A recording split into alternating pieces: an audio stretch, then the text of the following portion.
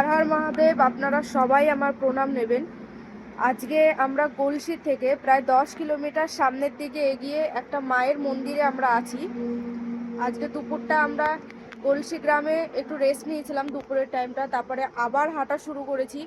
যাওয়ার সময় কাশী বিশ্বনাথে গলসি গ্রামের মানুষরাও আমাদের প্রচুর পরিমাণে ভালোবাসা দিয়েছে, তাই কাশী থেকে বাড়ি ফেরার পথে তাদের সবার সঙ্গে আমরা আজকে দেখা করে এসেছি। আর তারা একইভাবে আমাদেরকে ভালোবাসা দিয়ে গেছে, আমাদেরকে মনে রেখেছে। দুপুরবেলা গলসি থেকে বেরিয়ে প্রায় 10 কিলোমিটারের মতন আমরা সামনে এগিয়ে এসেছি। আর সারাদিনে এত পরিমাণে হাঁটা হয়েছে যে ভীষণ পরিমাণে আমরা ক্লান্ত। আর এত পরিমাণে ঠান্ডা পড়েছে এখানে, যেটা পুরো বলার মতো না। প্রচণ্ড ঠান্ডা এখানটায়। এই যে বাইরে বেরিয়ে হাঁটা চলা করাই যাচ্ছে না, এত পরিমাণে ঠান্ডা।